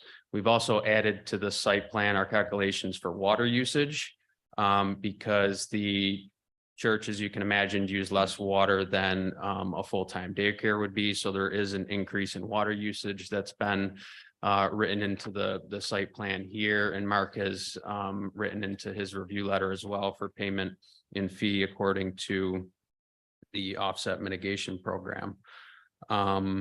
Building elevations, there's no building addition, but there are, as I said, infilling of windows with that overhead door in the back. And we're also adding windows to what was previously a blank wall along the westerly face where there's classrooms so that there could be natural light into those classrooms, which you can see on the elevations there. So with that, I believe we've addressed the board's comments and also Mark's comments, and looking for your feedback and approval tonight. Thank you, Brian. Mr. Duval, questions? Okay, so the parking spaces in the front will be just for daycare? Correct. Okay. Yep, it's about 22 spaces in the front, and then there's also a very large bank of parking that's directly adjacent to it that's accessible by a sidewalk. In talking with Kelly, obviously, there's a lot of drop-offs that are very sporadic throughout the morning, starting from early shifts at 6:30 through about 9 o'clock is the busiest hours. So, something like 20 cars an hour, but 22 spaces is a good changeover for that. United Auto Supply has about 12 employees. Their main, there's a little ramp that's on the side of the building for their orders and deliveries, hot shot deliveries and things like that to some of the auto parts places in the area. So they use more of that back area for parking to accommodate the tenant. So will there be signage or anything or? Yes, so yes, there is existing signage from the Vineyard Church, and the signage would be replaced obviously for the new tenant. So there's a sign right over the front door on the south elevation, and then the monument sign in the front of the site where it says Vineyard Church will be replaced with the K2 Centers of CNY sign. Okay, and this play area that's in the back now? Okay, how are the kids going to that play area? So it's directly down the center corridor of the daycare. And there's a hallway that leads to a rear door. So right here. Nick, you said something about the rear door and how it might. Yes, so you could see these are all the classrooms that are labeled with the red occupancies. This is a center hallway, so each classroom has a doorway. And in the back, there's a hallway separate that leads to the rear access door. So everybody would go down that hallway. Okay, so there's like a back hallway. that Yeah, exactly. Yep. go This, Over to that door. yep, this is the back hallway here, and it goes right out to the exterior, and then the gate for the play area would be right next to that. Okay. All right, I'm good for now. Mr. Abbey. I assume there's pavement all the way around, well, 3/4 of it? Pavement? Yes. Yes. The site plan shows the paved areas. Yeah. So this is all existing parking. We're not adding any parking. And there's a consideration for fire apparatus like we were just talking about? Yeah, certainly. So there's a very wide shared access road because this is actually a split lot. So there's a shared access road. I think the idea was envisioned that if something ever was developed in the rear, that there would be the ability to access back there. So there is a very wide shared access road, although we are the only user on it now. And then being able to get and access the building is the same as it always has been. We haven't revised that at all. Building is fully sprinklered. It was for the assembly occupancy for the church prior. So we did add a sprinkler system to the building for that use, and it's fully sprinklered now.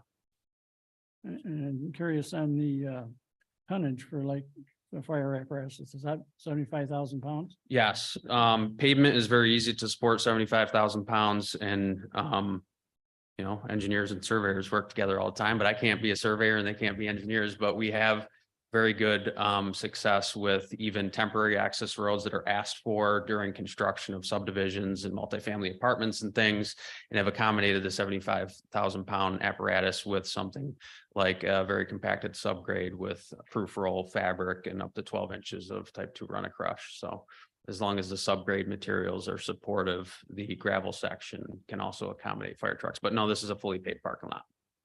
And I'm sure the inner designs are up to code for, you know, that type of purpose.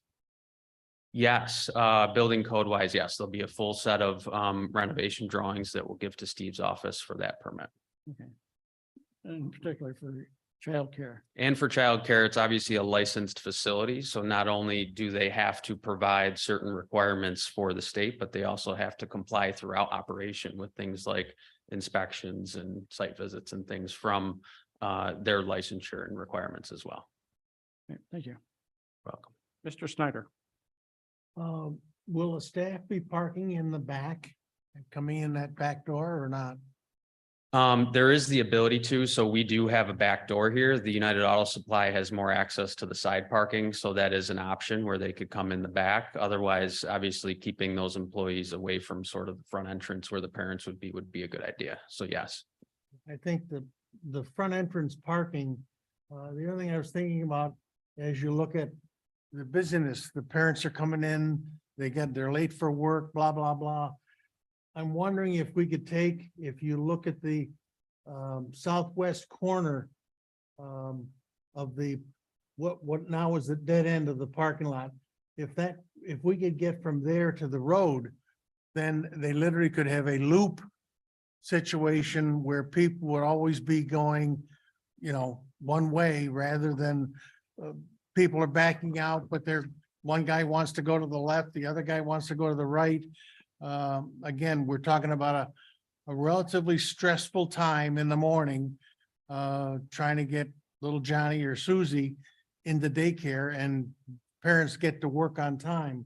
So I'm wondering if we couldn't do a little paving, even if it meant we lost the space there on the end, to make that easier. Relative to the play area, the condensers that are back there are going where? Yes, so all the HVAC equipment is currently on the side of the building currently, so that was, Oh, yeah. that's in the back of the building. Now, the back of the Oh, building is God, just, it's on the side. back of the building right now is just an Here. overhead door. There's your side. Yeah, Okay, yeah, so there is a lot of equipment along the side of the building, but the back is currently a drive-in ramp and an overhead door, so it's ready for that window, as I said, in the play area, yeah. okay, and how? We did put another set of doors in, so we have a locked vestibule.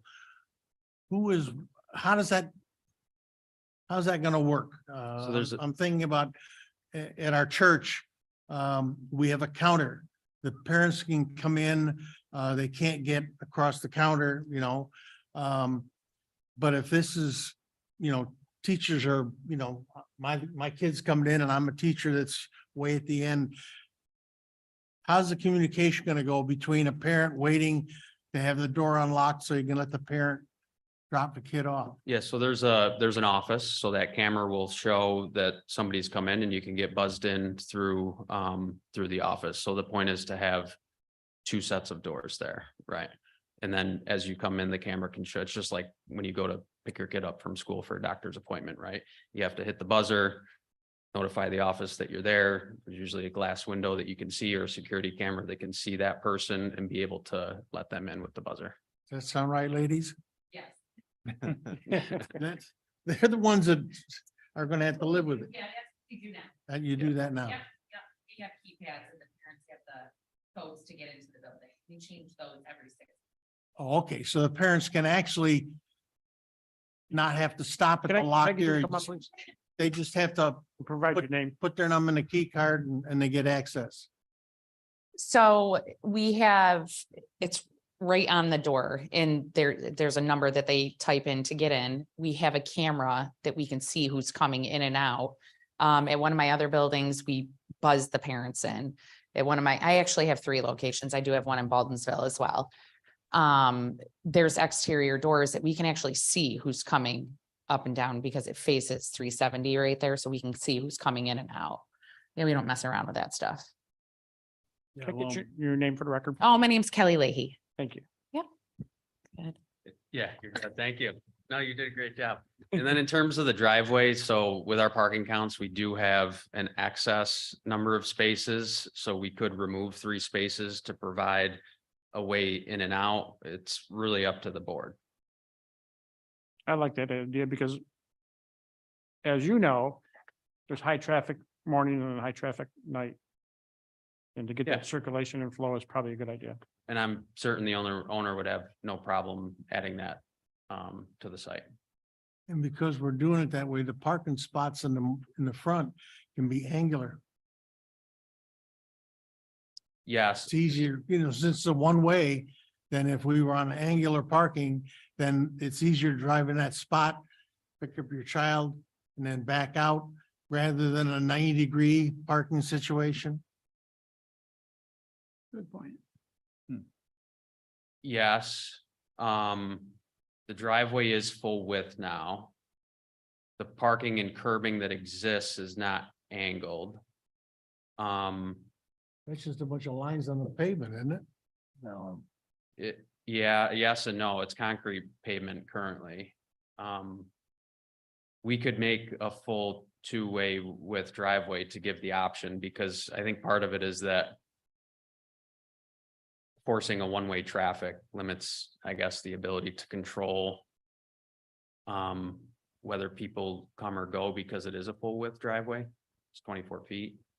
So I would prefer to leave it as 2-way because the width is available, and that way if people want to park on the end and then leave the easiest way, that way they're not all forced to waiting in line for somebody else to back out.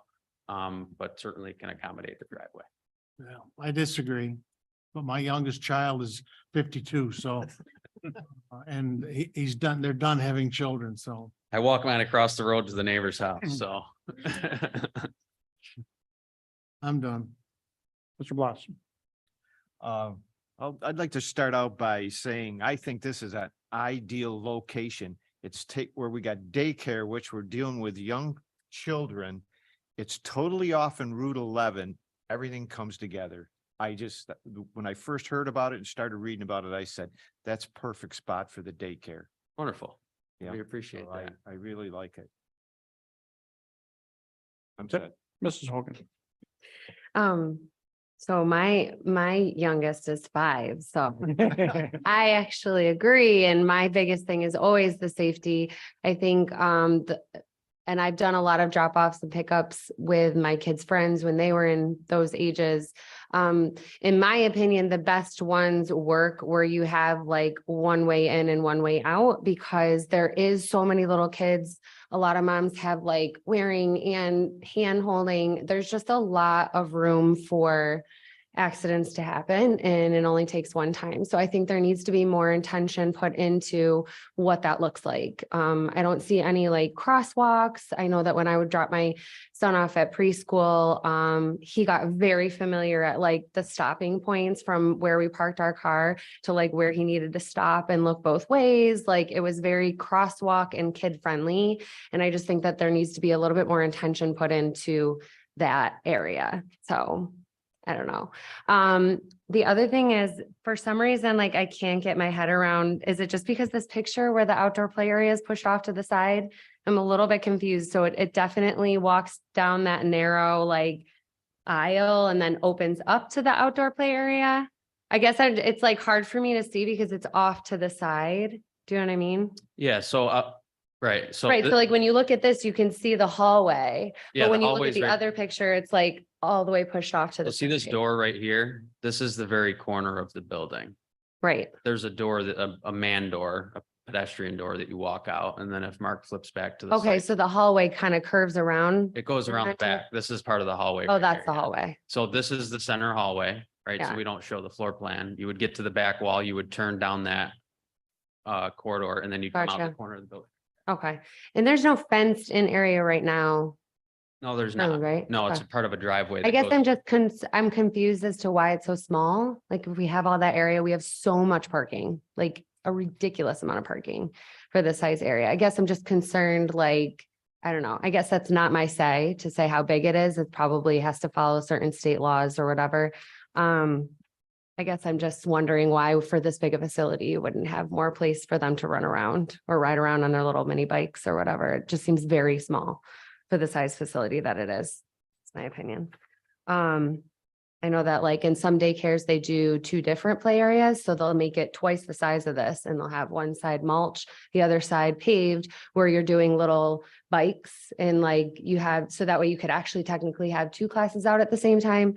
I'm a big promoter of large muscle movement starting at a very young age. So when I see something like this, I'm going to like be promoting that and pushing that. So that's just my suggestion is to like expand that because it's already paved back there. So we could like double it and have one side paved with like mini bikes or something like that. Yeah, I think so. So it is, it's almost 1,500 square feet, right? Yeah. And part of it is being a tenant to an owner of a building that also has to have access to in terms of parking. So it's not just a dedicated facility. So I think having kids use different areas in the back would be troublesome in terms of like just the shared site that they have there. Okay. Like with the other people that are using it? United Auto Supply is the owner, right? Right. Okay. The other thing is that why we're not doing any changing in like landscaping or anything like that? It's because of the double ownership or? No, it's all existing. So it's the same site plan that's been there. You know, the trees that are there and everything that were Okay. planted for the. We always parking. try to make things better. So when there's new businesses, so that would be another recommendation. Okay, that's it. So what are your thoughts on the comments on the parking and the one-way travel? That's fine. I do like the idea of continuing the loop out. Whether it's one way or not is, I'll leave it up to the board. I don't think it matters. I would prefer to leave it the way it is and add the driveway connection. I think with the 20 spaces that there are, there's enough room to accommodate the pickup and drop off without having actual directional traffic, which could potentially affect, I guess, a future use, which we would have to come back for as well. But not having to black out lines on concrete and, restripe the whole parking lot. But if that's what the board wants and feels like is the most appropriate for a one-way, we would be willing to do it. That's perfectly fine. Mark, do you have thoughts on that? As far as safety for the children, flow, traffic, busy morning and night? Yeah, I mean, I think it's up to the board. I think they're gonna have to come back with a revised plan regardless. Well, if it's just adding the driveway, and if they say that they want a one-way parking, is there anything else that would need to be updated? No. Okay, But we want them to come back with that. I think it's a situation where we're just trying to add gates and fences, so if we're gonna add that on there, add it on, get a plan, approve it. You concur, Neil? Yes, I would have that come back. Now, if there's any signage or anything, do you want people to be entering into that added drive? Not if it's a one-way, Right, so, so we have to have that discussion. Are we gonna, yeah, so, and even if it's not a one-way, even if you leave the parking field so you can come either way, do you want people coming in that new entrance or exit, or would you prefer to really just have that be an exit for people to come out, which would encourage a one-way, but then you wouldn't have people coming different ways in through there. You're cutting down conflict points, right? If that's an exit hole. yeah, I think exit only. Yeah, so. And we're gonna need signage for needs that. Signage, right? So that's why I'm saying, I think clear direction needs to be given to them as to whether this is going to, and really, if you do that, to some extent, you've made it one way, and maybe the angling the parking spaces and those types of things is a moot point, right? That's my thinking. You know what I mean? So Yeah. that would be an exit only, sign, do not enter, right? Hopefully people will obey it. You come up, you go in, you got the ability to go out that way and still go out the other way else. We Or could, you stripe it, we or you could do what stripe they it. do in New York parking garages. They put spikes in. And you only make The that drop- mistake once. One-way strikes. yeah. Because it goes down when you drive out, but it doesn't go down when you drive in the wrong way. You get But flat. you could put, you don't want to take out striping, add some striping that goes one way. Yeah, that, So, I agree with Mark. I mean, that sounds fairly simple. If the whole thing stays the same and all we had to do was add a 15-foot one-way out. Yeah. With appropriate signage, that should be fairly simple to do. I agree. You can throw a couple of arrows on the ground just to encourage too. that's what I'm saying. So I think that would be a good solution, but again, I guess unfortunately, probably need to come back with that. If the board needs it to come back, otherwise, if it can be described where it's a 15-foot driveway out with a do not enter sign, I think that's fairly simple to do. We're gonna need you to come back. Understood. We're willing to do whatever it takes. That's fine. Steve? I'm all set. Thank you. Yeah. All set. I'm good. I asked Brian if he wanted to come up with them, and he politely said, no, thanks. Politely? Maybe the next one. Crosswalks, did we want crosswalks? So crosswalks are a very interesting statement, but there's no way to accommodate a crosswalk because there's no common area. It's one row of parking to another row of parking. So there's like the one person parking next to the crosswalk would have the ability to use the crosswalk, but everybody else parking on the outboard spaces is just going to walk across the drive aisle. The one way is gonna help a lot. Yeah. Okay. Thank you, Brian. Perfect. Thank you. And we're on to the last agenda item. This is for a zone change recommendation from the planning board to the town board for the for agricultural to industrial for the property at 5840 South Bay Road. How are you all? Joe Ferteski with Baldwin Suffolk Ferteski on behalf of the applicant GGA Enterprises. This property that we're talking about tonight is actually the old Triple H stables. If you're all aware, it's where the intersection of 81 and South Bay meet. We are looking for a zone change from agricultural to industrial. And I realize sitting on your end, and we're only talking about lot one here. My clients actually own lot one and lot two. Do you all have hard copies in front of you? Do you want hard copies at all? I have them here if you'd like them. We've got them. Okay. So what we're talking about is changing the zone of lot one from agricultural to industrial. And my clients are looking to erect or construct self-storage on this site. Your code only allows self-storage within an industrial zone based on my reading of the code. Which is why we're looking to have this change made. Once again, I realize it's a little bit eye-popping when you're sitting on your end, and then I'm asking for this change, but I think the self-storage is a good fit for this facility for a few reasons. One of which is it's straddled by 81 on one side, and then another 10-acre parcel that's owned by my client on the other, which will remain agricultural, and it will actually serve as a buffer to the residential properties nearby. I think it's a creative and unique reuse of a property that otherwise really won't be used for residential purposes, which is what is allowed in agriculture. My clients have no intention of continuing to run a horse farm or build a residence or do a subdivision on this. And I think the proximity to 81 kind of makes that challenging to do. Unfortunately, my clients are not able to be here tonight. I can certainly answer any questions to the best of my ability that the board has. If there are questions that I can't answer and my clients need to be present, I can certainly come back with them as necessary. We got late notice of this meeting. I was just notified on Monday that I had to be here tonight, so I apologize on behalf of my clients, but I'll do my best to answer any questions you may have. The storage we're actually looking to put in is the B&L style storage. It's not climate controlled. It's like the strip storage type. But yeah, I'm happy to answer any questions you might have at this time. Mr. Duval? Yeah, is the self-storage going to take the place of the horse farm? Yes, possibly. I mean, a lot of this needs to get worked out in site plan. My clients have indicated to me that they're willing to build this close to 81 as they can to even buffer it further from the residential properties. But I realize there is an easement, utility easement, I think that's up on 81.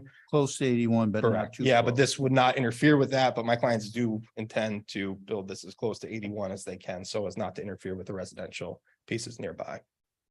Just as an aside, what we're considering here is a change to industrial, which means they could have any industrial Right. use there whatsoever.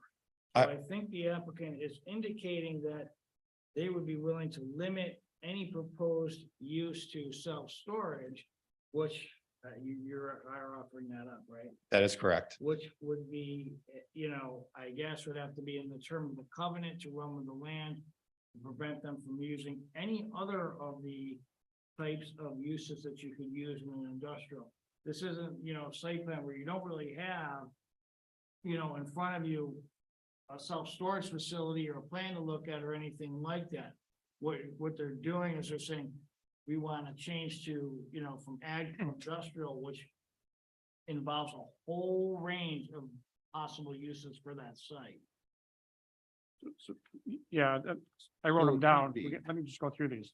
Industrial possible uses, manufacturing, warehouse, trucking, heavy equipment, sales and service, storage yard, auto repair, public utility facility, public storage, and then other uses the planning board finds similar in character. So it's, So potentially it could be self-storage, but it could be a lot of other things if, we're looking at zoning, yeah, Correct. we're just not a looking site at. plan. Right. And Neil, you're saying we can. Part of the zone. One of the suggestions might be that, because you're just giving a recommendation. Yeah, because I mean, let's say it happens and they put a storage facility in, like there's a barn there now. A year from now, somebody else can come in and say, well, I want to put a warehouse with trucking in it. Yes. That's why you're talking, right, Neil, about having a covenant goes with the land that says, So it could only be Yeah. used for self-storage facilities, but then, then you're in that, area, that gray area of, okay, you're approving self-storage facilities, but you haven't seen anything, you eventually will, but you're at least limiting that use. forever, which is the way we should do it there. Unless the town decides to change their mind at some point, but the town would have to be the one to change their mind to the Right. covenant. Right. But my clients have indicated they're willing to do that if the zone change, as a condition of the zone change. That would assume that you were in favor of, self-storage at that time.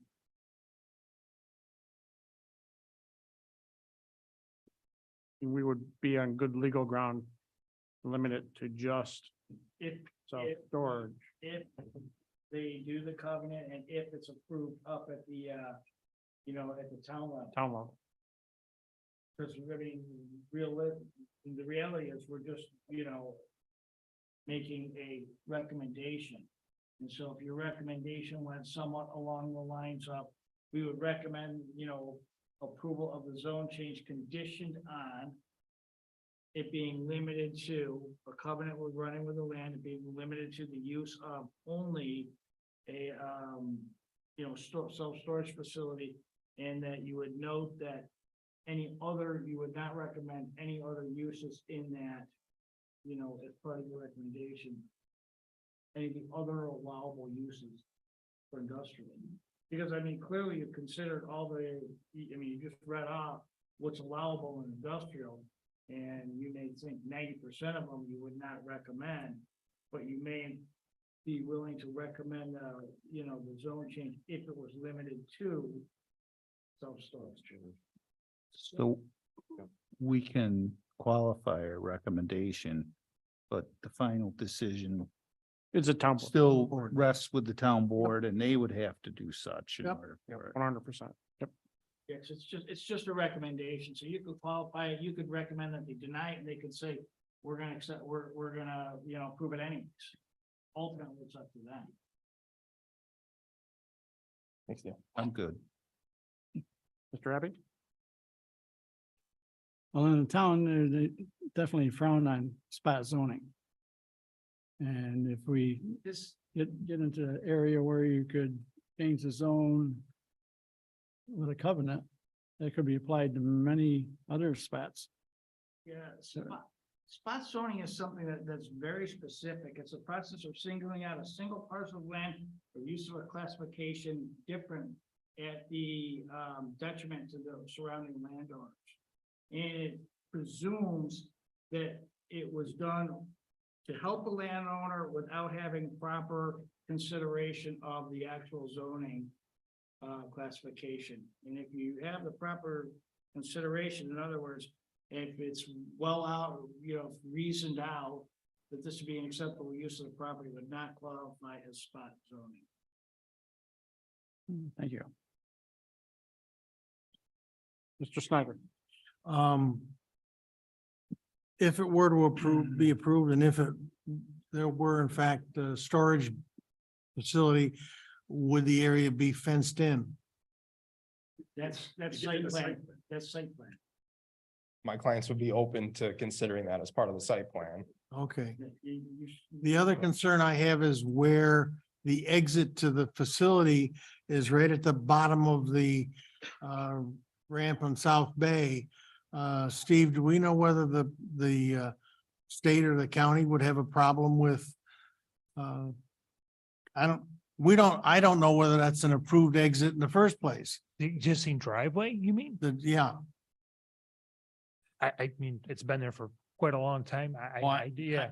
I know, but So if you're asking me if it's an approved driveway by the county, I couldn't answer that right now. could we check that? Cause we're obviously not gonna, I don't think we're gonna finish it tonight, but I'm concerned that it depending on whether the county or the state has a problem with it, then it would mean more land that they would have to buy in order to put the exit further away from the bridge location. Yeah, again, I think you're getting to site plan review that will come up later, but. Well, yeah, but if the counties or the state say you can't, there's no way I'm gonna let you have an exit there. I mean, why shouldn't we answer that question before he goes through all his zone change and we find out that he can't get off the property? Whatever. You don't have to say whatever, you can discuss it. Yeah. I actually had that, Also, I can at least assure you as this will go to site plan, as part of site plan, this will have to go to the county for review. This is a county road. It's within 500 feet of a county road, so the county's gonna weigh in here on this. Well, I would think if you were doing your job, I'm sorry, I'm not a lawyer, but I think I would have asked, I would know before I stood up here whether the exit from that property is a legal approved exit, because it could become a real can of worms. yeah, I share your same concern. And I think there's a creek there. For the driveway when it comes over, but it's kind of a funky little exit there. But I It think the doesn't- county is gonna allow some form of access to this, or else it's a landlocked piece. I mean, there's been access in and out as a stable for years. So, the county will weigh in as part of their GML review, and what they require is gonna be up to And the they may county. say 200 feet north. What do we do then? Well, they may also say it's fine. So there could be a whole variety of things the county may say. I don't want to go through every iteration of what the county might say, but I mean, the county is gonna review this and weigh in. I'm done. Mr. Bloss, Wasn't it a few years ago, there was a lot of money invested in drainage in that area? There was issues? The town is undertaking a project. I think that actually the applicant has granted an easement to the town to do some additional drainage work through that area. Steve, is that correct? There has been easements granted in order to extend a pipe from Hedgewater to help the drainage in that subdivision that currently drains through this property already, and then we will be doing some cleaning and creating some additional That's, capacity along the drainage channel that goes out to South Bay Road. So if the zoning was changed to industrial, that it's not going to affect that drainage? No, wouldn't You know, I affect the mean, work if that we're they- gonna do. if they wanted to, they build storage units in there, I'm saying, how many, are they limited as to where that drainage is? The easement will show up on a survey, and then they'll have to Oh, work within county the will do limits. that Then, won't they? Yeah, county will Okay. get our site plan once we have the site plan together. Mark will be looking at the, stormwater, again, that's down the road if there's even, Okay, I'm all set. well, it's interesting because my initial thought when I saw this was no, because of industrial. And the uses that are allowed in industrial. But with council's input. I'm not sure. Thanks, Neil.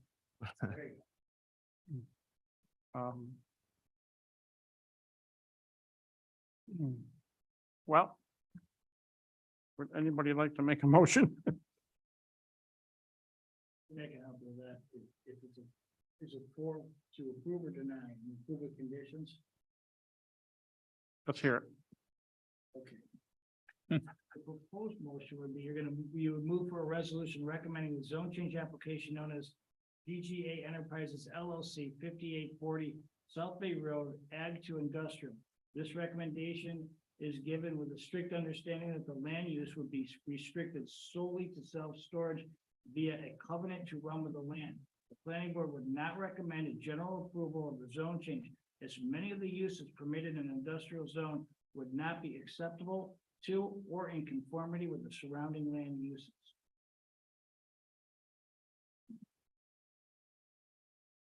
How big is this parcel? 10, 10 acres. 10.792 acres. For one lot that we're talking about? Yes. Would somebody like to make that a motion?